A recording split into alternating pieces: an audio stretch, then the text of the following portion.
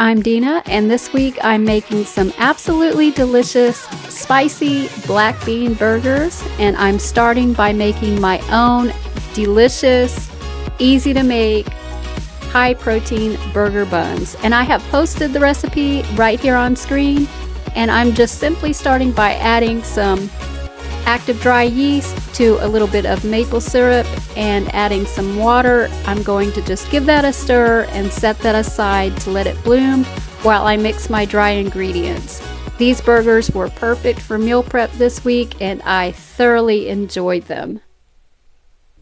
To my mixing bowl, I'm just adding my vital wheat gluten and my whole wheat flour, and to that I'll put my silken tofu right in before adding the salt. Actually, I should have, looking back at this and editing this, I should have added the salt to the dry ingredients, but that's okay. It's all going to get mixed up really well anyway, so it will be fine.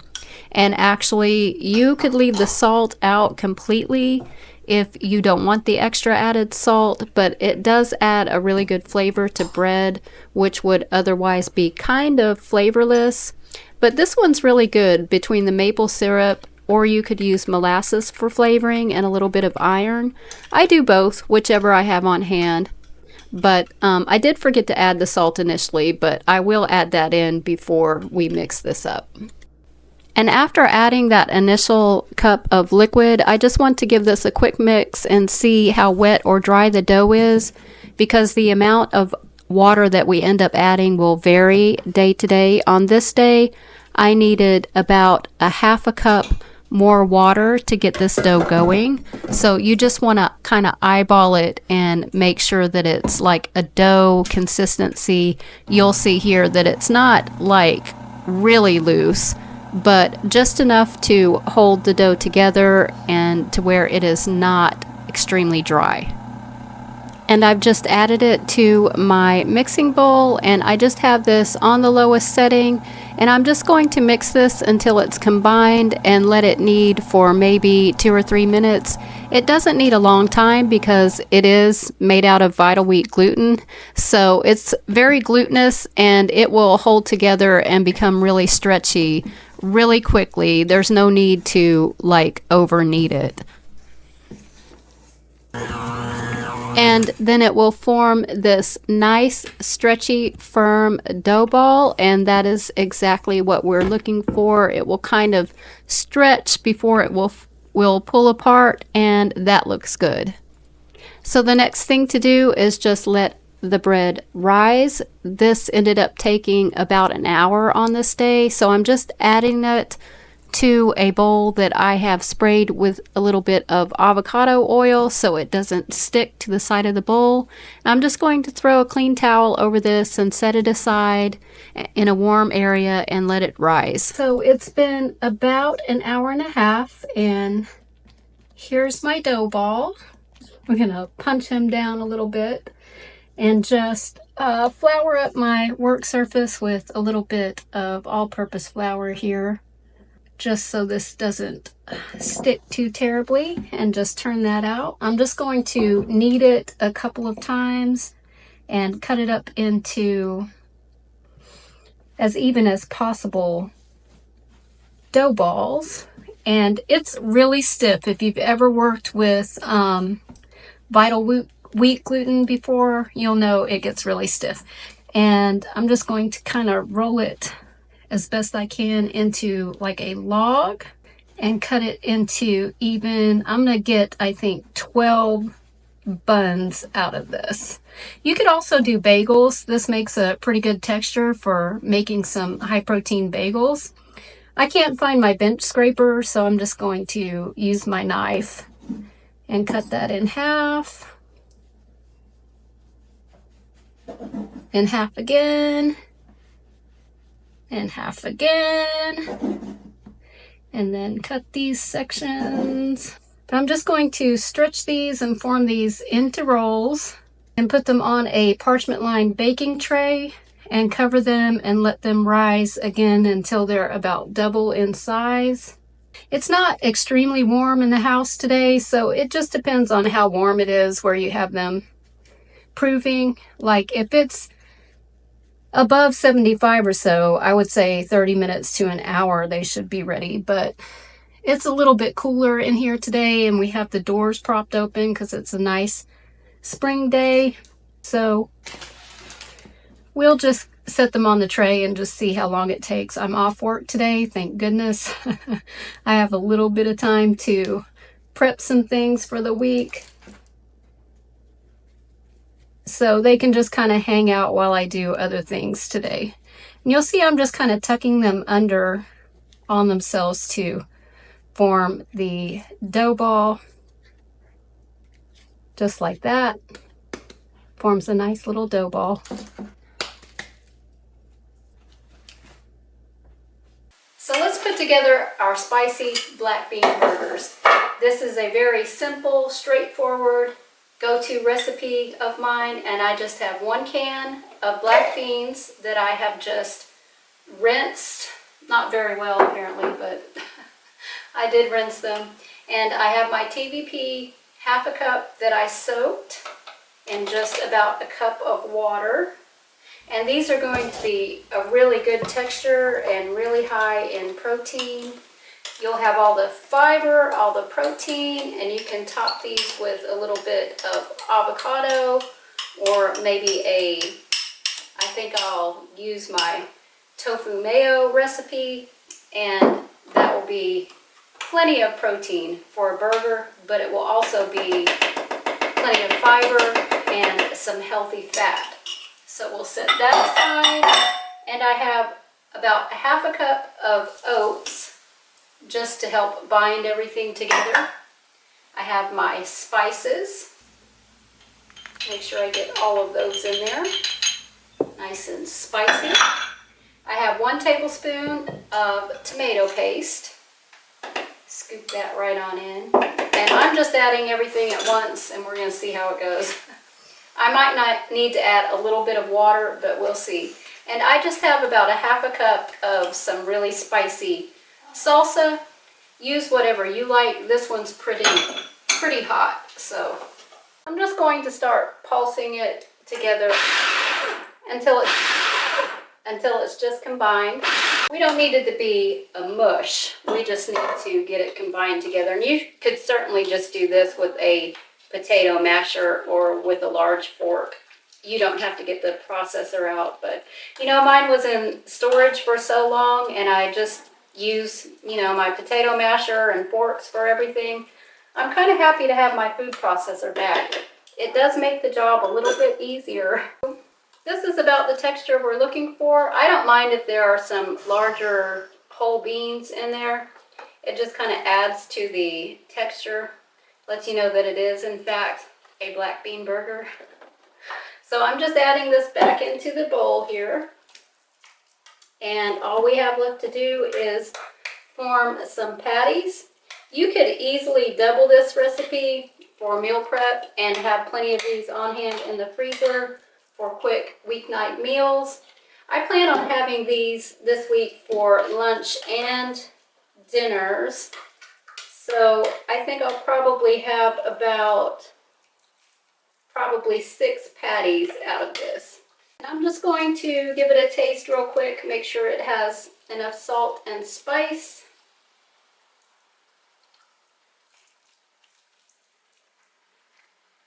Pretty good. Oh yeah, the spice kind of hits you after a minute. So I'm going to try to form these as evenly as possible. I'm not going to get out a measuring cup or anything like that. I'm not too worried about them being exactly the same size.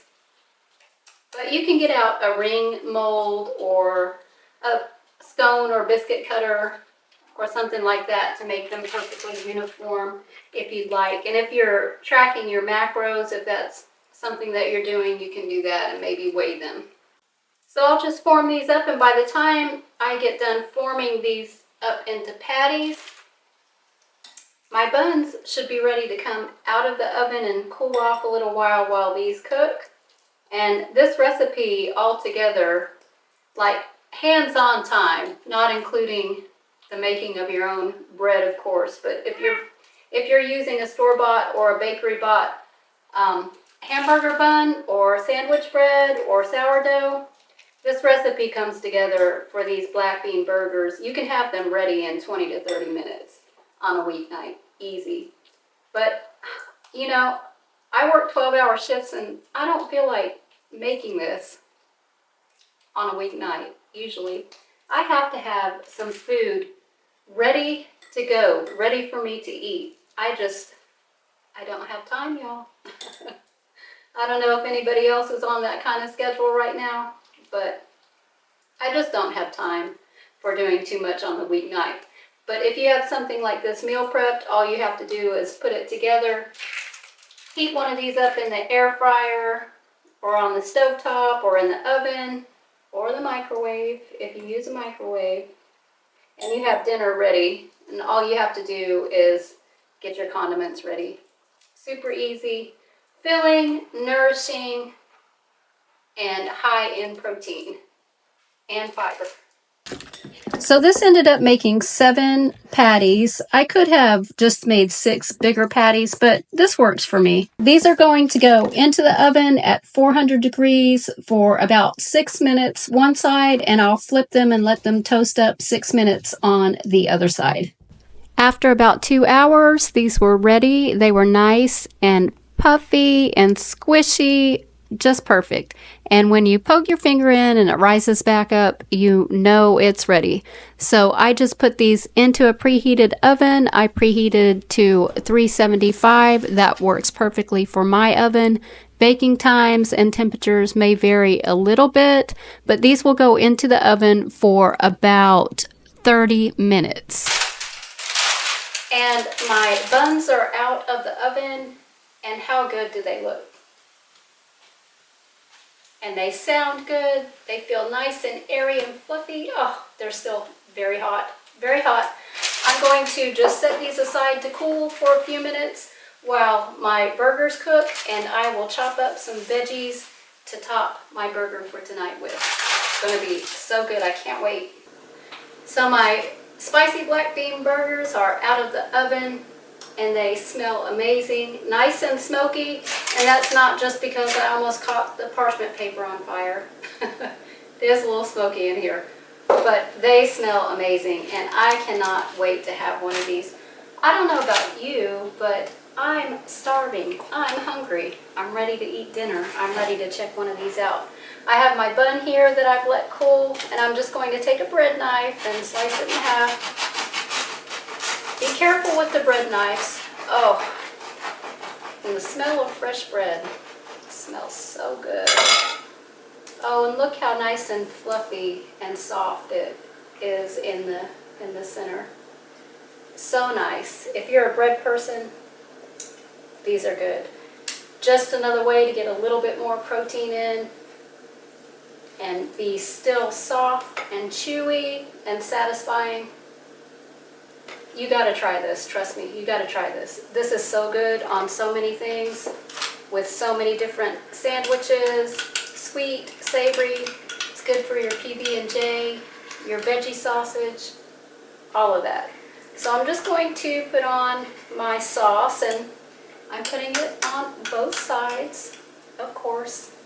Gotta have sauce on both sides. And I have a particular order I like to put my burger together in. Tell me if you do too. I'm very picky about it. Not only do I have to have the mayo sauce on both sides, but the burger has to go down. Look at that lovely burger. Oh, so hot too. Hot and juicy on the inside and crispy on the outside. So burger goes down first. Next, if you have them, would be onions or pickles. I'm not putting onions on this. I had a little bit of onion in the sauce, so I'm using my fresh cucumber. Otherwise, I would use mustard and pickle, but I'm not a big fan of avocado with mustard, so I'm leaving that out on this particular burger. Next is going to be the lettuce or greens, and then the tomato. And the tomato, it's my towel. The tomato, of course, has to have just a little pinch of salt, just a pinch, always on the tomato, and some black pepper if you feel like it, and then the avocado. And that's the order that I like to do it. Tell me if you're picky about it too, or you just kind of throw everything on there. And how good does that look? So yummy. That is an epic burger. I can't wait to dig into that. But I don't know if I'm going to be able to squish it down to get my mouth around it. Let's see. Oh, let's see.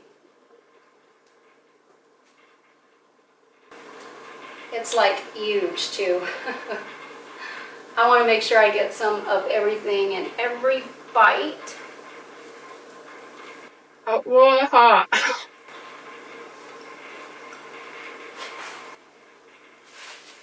So good, you guys. So good. I hope you'll try it. It's a nice, simple, easy recipe. It's one that you can add to your veggie burger rotation so you don't get tired of just eating the same old veggie burgers all the time. And you can spice this one up however you like it. Let me know in the comments what you think about today's recipes. I always appreciate the feedback. Don't forget to like, comment, and share. And if you haven't yet, consider subscribing. It helps the channel out so much, and I truly appreciate it. And I will see you in the next video. Bye!